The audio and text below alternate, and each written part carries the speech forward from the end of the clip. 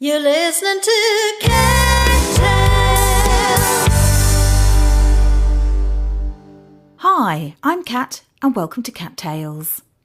With classic songs like A Night to Remember, I Can Make You Feel Good and There It Is, 80s soul band Shalamar sold over 25 million records worldwide and collected no less than 100 gold, silver and platinum awards.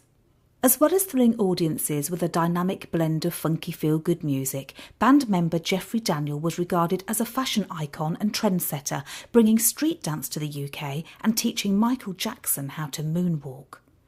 This is the one with Jeffrey Daniel. On the line today, all the way from Japan, I have got the legendary Jeffrey Daniel from Shalamar. And hello, Jeffrey, how are you? Are you sure you got the right one? You said legendary. It might not be me.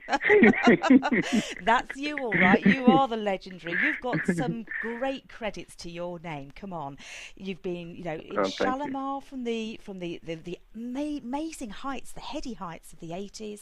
You're still performing with those guys, and of course, you've got such a fabulous accolade of dance and choreography as well. So yeah, I think legendary fits you. Wow, that's amazing. I'm honored. Thank you very much. So let's start with Shalamar. That's probably the best place to start, isn't it?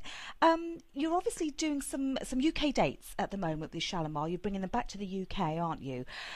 Just tell me a little bit about how you've managed to keep going in, a music industry that's changed very, very, considerably since the 80s to now. How have you managed to sustain a career for so long? Okay, well, the funny thing about it is we hadn't been that consistent with it. When we broke up in the 80s, we disbanded and we didn't come together. Then when LL Cool J and Babyface decided to do the cover of For the Lover in You featuring Shalamar, that's when Howard and myself really talked for the first time since the group had broken up, and that was in 96. And so Howard and I got together and we talked out things and we thought it would be a good idea to come back together again. And so I think the blessing is because we weren't being there consistently, we didn't we didn't wear out our welcome and we didn't run our course. So when the group broke up, we were reaching our zenith and we just disappeared. And the fans were like shocked and it's like, wow. So I think us coming back again in today's context, it's like the fans have a chance to see us again, and they're really happy to see us again, and they're glad that we're back again. And the people are out there, they're dancing, they're singing along. Sometimes we can't hear ourselves because they're singing along. There it is, I can make you feel good. I mean, they are coming in and singing.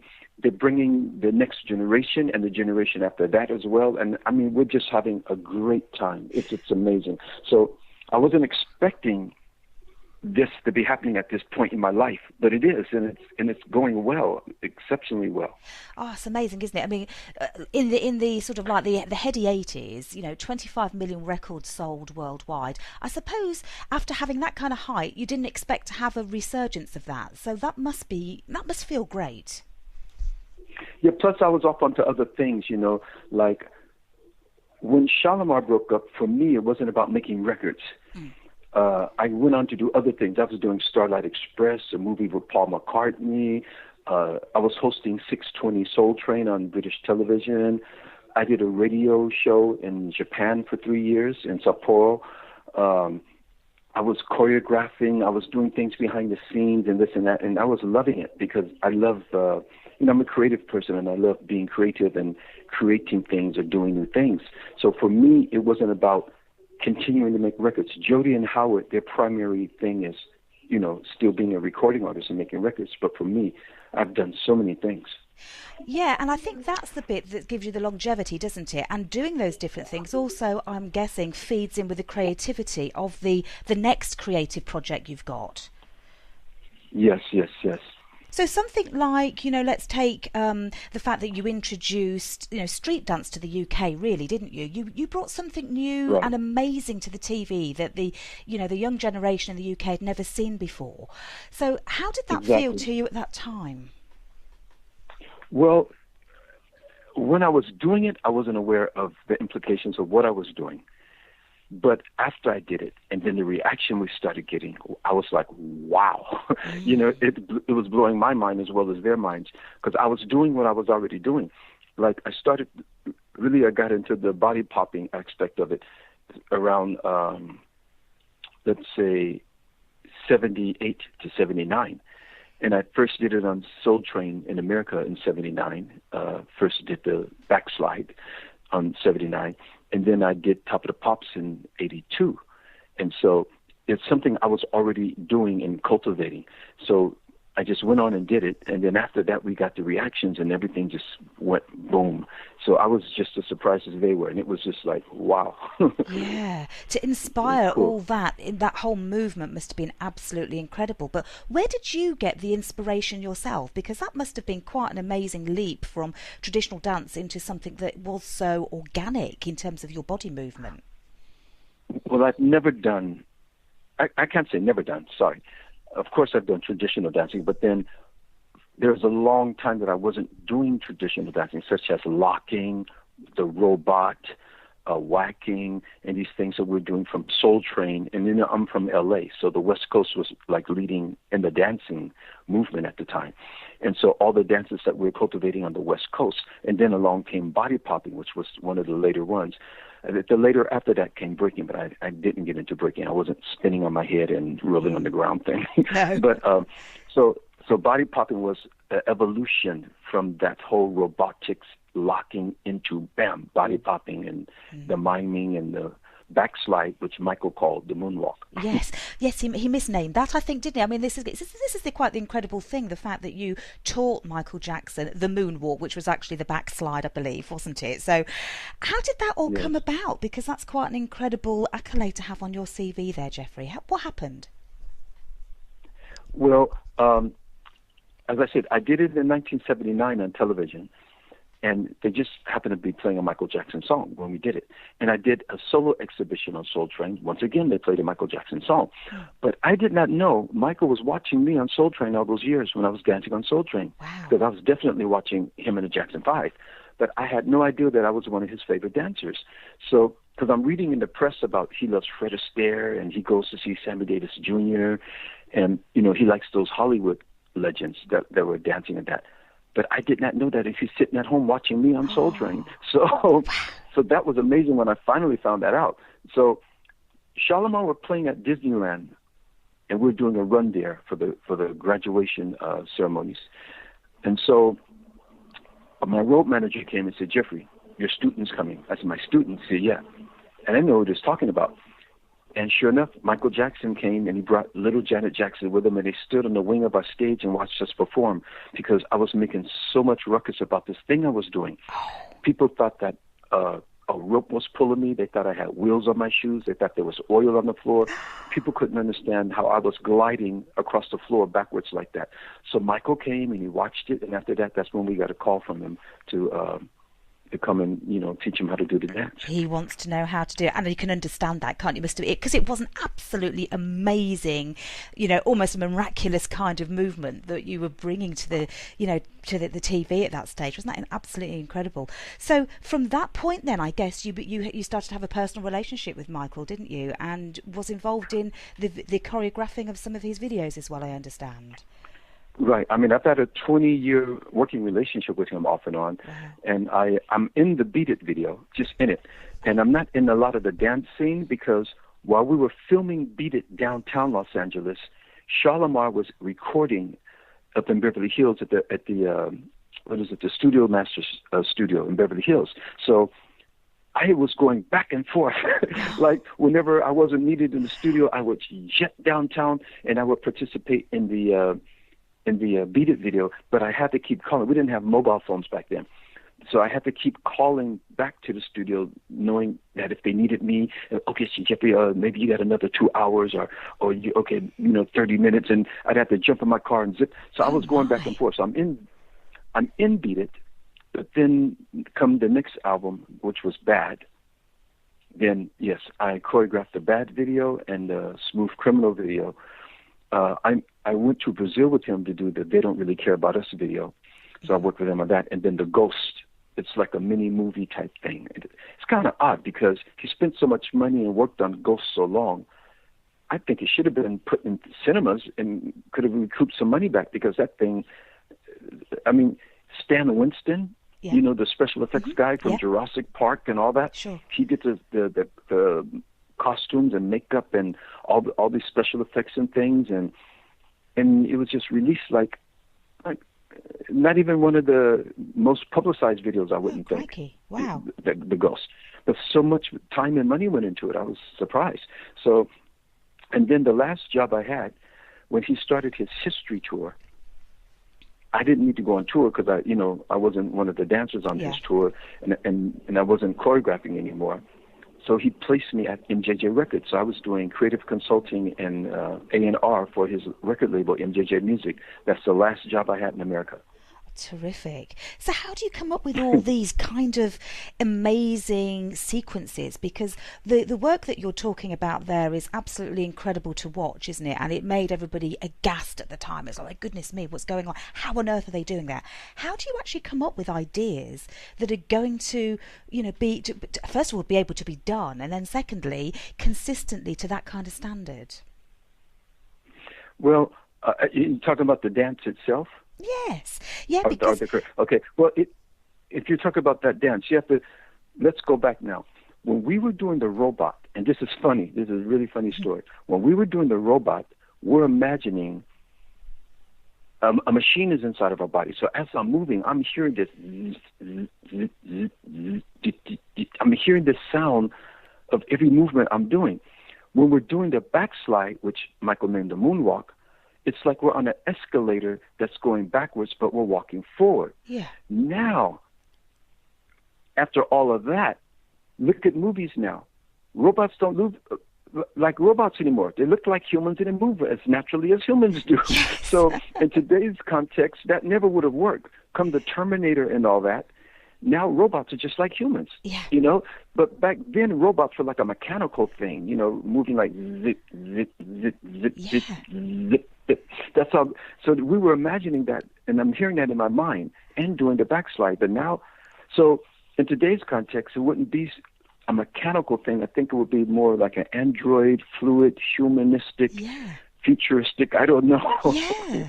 So thank God I was creating back then when we still had that mechanical mindset, Absolutely, and I suppose that's the thing, isn't it? It's of that time, and I think really the whole Shalamar movement just sort of captured that with the music, the funk soul sound, with the the body popping and the street art, and of course the dress and the fashion.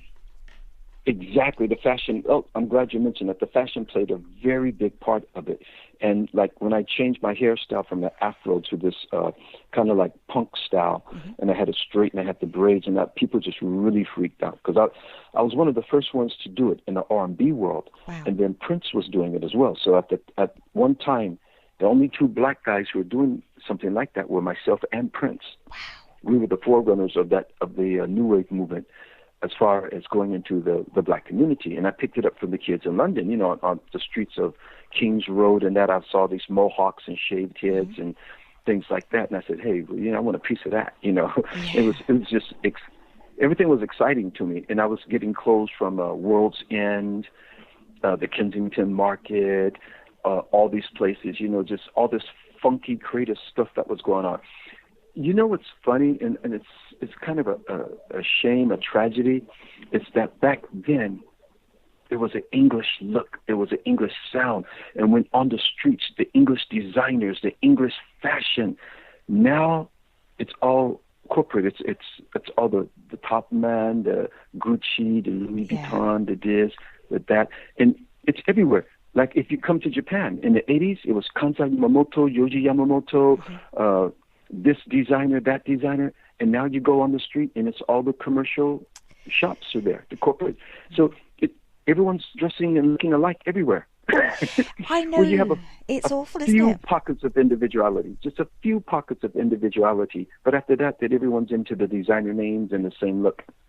And know. do you know, and I think that in a way it waters down that creativity that you had at the time of the Yes. 80s and the 90s, don't you think? I mean, it's almost like everybody's, I don't know, frightened or scared to be different. And that's a shame. It stops that, it stunts growth in a way, doesn't it? Yeah, exactly. So I'm wondering how are the kids that are coming up in the industry, especially because in the industry you're supposed to be creative, you're supposed to be outstanding. Like when I first came to the UK and we were doing Top of the Pops. Look at one episode of Top of the Pops. Bow Wow Wow, Dixie's Midnight Runner, maybe Duran Duran, Spandau Ballet, to Imagination, and all the way to ABC, the Bell Stars. Everyone was different. Dixie's Midnight Runner. Everything was different and so diverse. Now look at today's music market. All the girls are dressing like, pole dancers and strip dancers and dressing extra sexy, and everyone's just doing the same thing. Or you have another niche, and then everyone's doing that, or another. All the hip hop guys, sagging pants and T-shirts and baseball caps turned backwards. And, I mean, how do you get on with you're looking like that guy that looks like that guy that looks like that guy that looks like that guy? Where's the excitement? Where's the inspiration or creativity? Wow. I totally agree. And it's, looking back to those days, I mean, all the bands and the time that you're talking of there, I lived it. I remember all that sort of like excitement at the time. And, there was polarization, wasn't there, in the music industry where if you were a Shalamar fan, you probably weren't a Dexys Midnight Runner fan, or you actually, they're quite funky, both bands, so you possibly were. But, no, I don't think so back then. I because, well, I don't know. Maybe for the UK fans, I don't know. But for me, I was loving all of it. Yeah. I was loving all of it. And it was so intriguing. And so for me, I was loving everything that was there. Maybe for the English audience, they stuck to their artists. I don't know. But I loved it all. I loved the Jam. I loved Dexys Midnight Runner. I loved Echo and the Bunnymen, Hazy Fantasy, Paul Weller. I was into it all. It was all so exciting of what was going on back then. Sade, what else do we have back there? I mean, there's so many groups, Mark Allman, Yes. Mark Allman and Soft Cell. Oh, Thomas Dolby. Yeah. Come on. Yeah.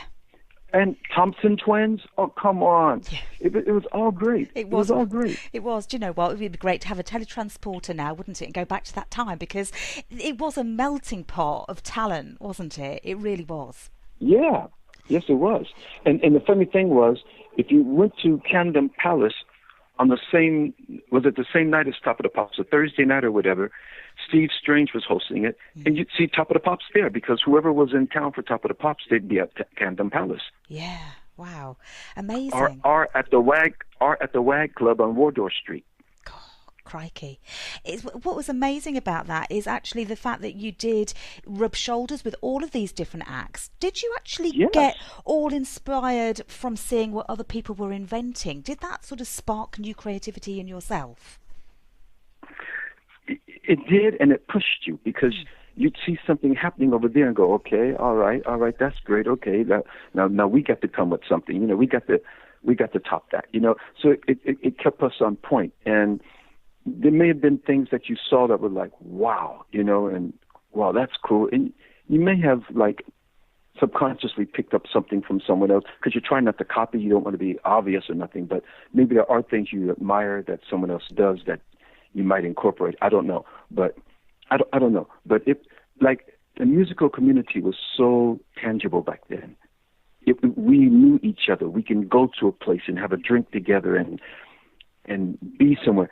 Where's the nucleus now? There's no nucleus. It's just spread out, Yeah, and I think that's probably what's missing now, isn't it? And perhaps that's why everything is all just homogenous and all just the same. And where do you get your inspiration now? Because of course you're still performing, you're still actually out there doing it, and I guess you've still got that hunger in the same kind of way. But where do you get your inspiration now?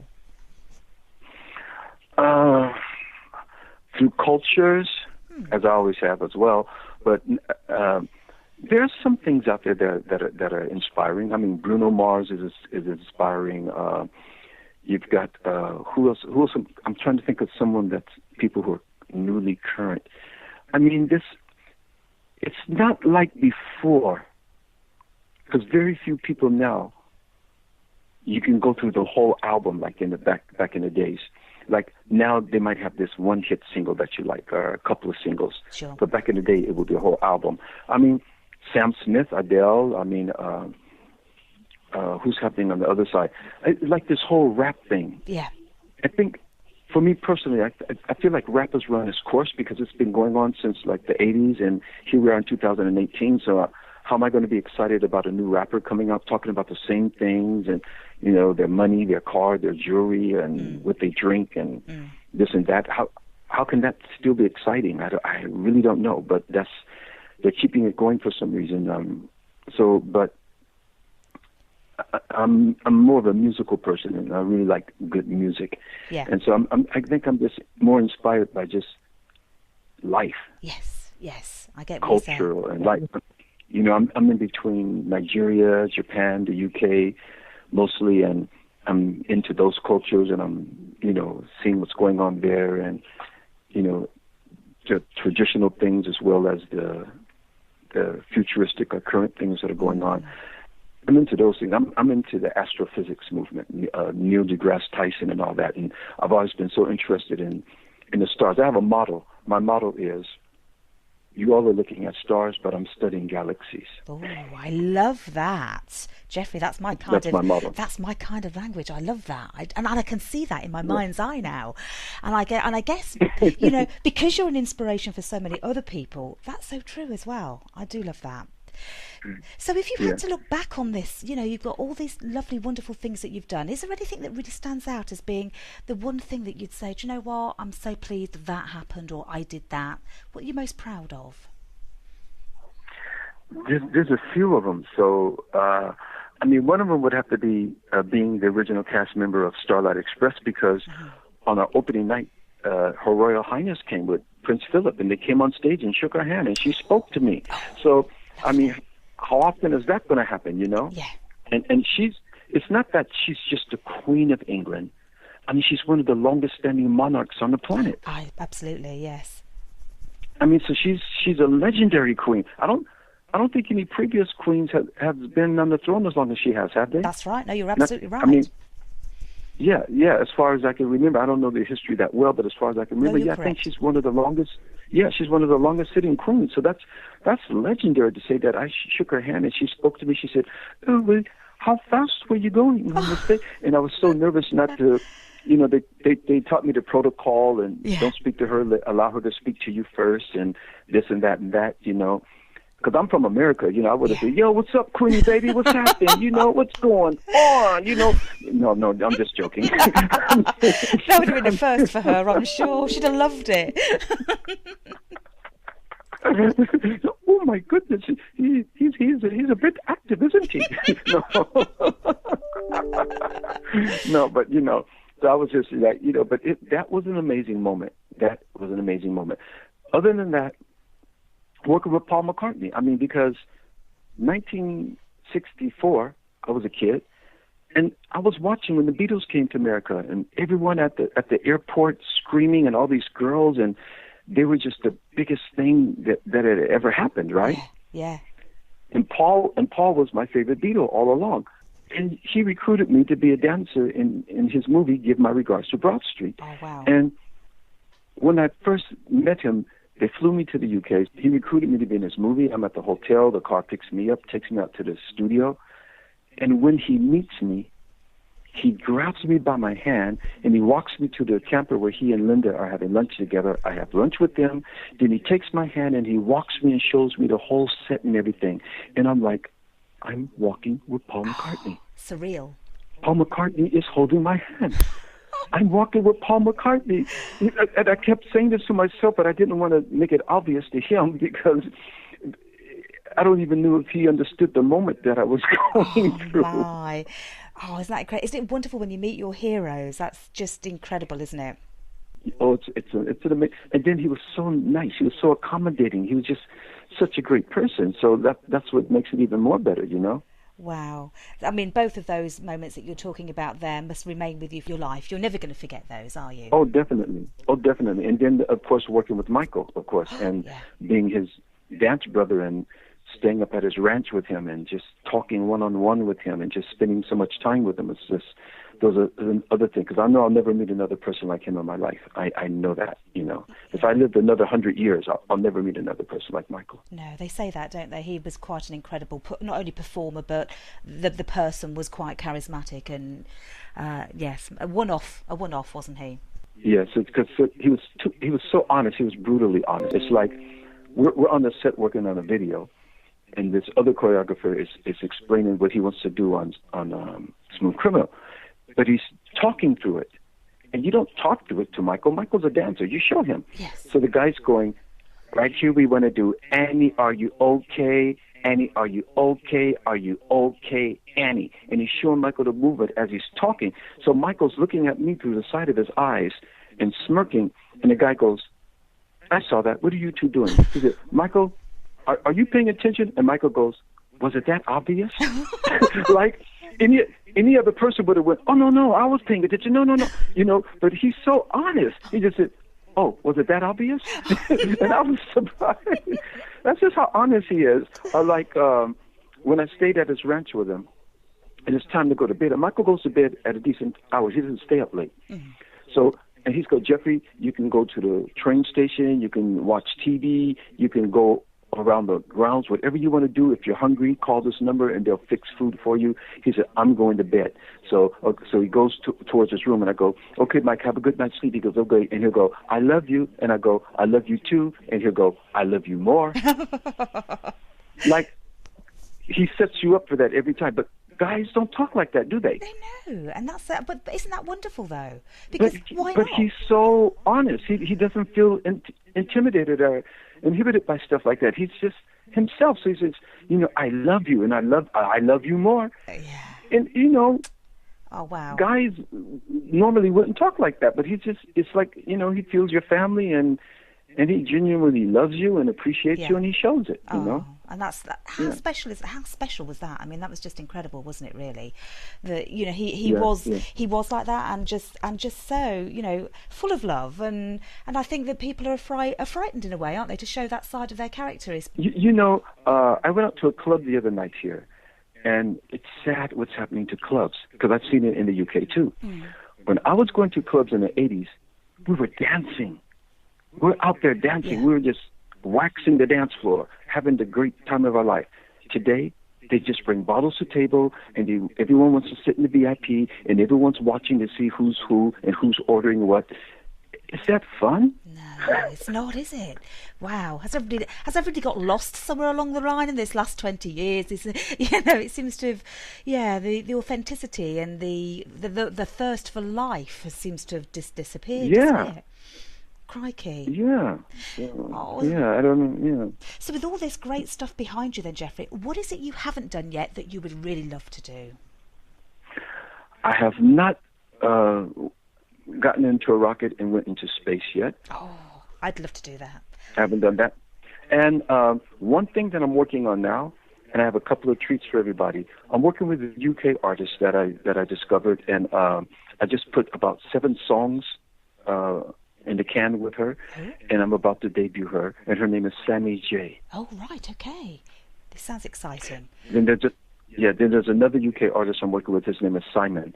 So Simon started off opening for Shalamar, and he has such a Motownish voice, and I was really amazed by it. So I said, well, let's see what we can do. So I wrote a song for him and produced a song for him called "Wanna Be Your Man." But Sammy, I got about 7 songs. She plays guitar. She does her own song. She is the most amazing singer. It's like the only person I can compare her to is like a Tina Marie. Okay. She's such a stylist with her vocals, and she's just amazing. So I think people are going to be very amazed when they see this come out. So this is what I have that I'm working on. Plus, I want to do things socially with Africa, like they try to help, you know, them. You know, I mean, not like, oh, well, they need me to come and help them. I don't mean it like that, but anything I can do to contribute to the development of the infrastructure and and getting things together there. I'm at their service, and that's one of my dreams. That's what I really hope to do. Oh, that would be amazing.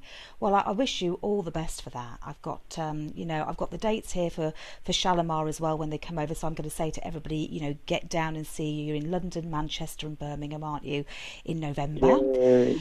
Wow! Yes. So that's going to be terrific. And then you've got all these other wonderful stuff that you're doing that we've all got to watch out for, because I think legendary is not too small a word for you, Jeffrey. To be perfectly honest, we started with that, and I'm sticking with that by the end of our conversation. So I won't argue with you, but thank you very, very much. I appreciate that so much. Oh dear. And I know that you've got to go, haven't you? Because you've got other people to speak to, and I don't want to let you go because I'm really enjoying our conversation. But yeah, I'm enjoying it too, and and that's what makes it so much fun, because it's not like generic. It's not like, okay, question answer. I mean, we're talking and we're having a conversation, more like an interview. You know what I mean? And that's what makes it so much comfortable and so lively. That's good. It's a good thing. Oh, that is good. You've had such a wonderful, wonderful career, and it's and it's still going to continue, because you've got that. You're inspiring the next generation. You're working with the next generation. I mean, it can't go wrong for you. So I'm so thrilled to have spoken to you, Jeffrey. I really am. Thank you so much for your time. Thank you very much for your time. Thank you so much. Bye-bye. Cheers. Thank you. Bye-bye. You've been listening to Cat Tales. To listen again to this and other tales, go to cattales.co.uk.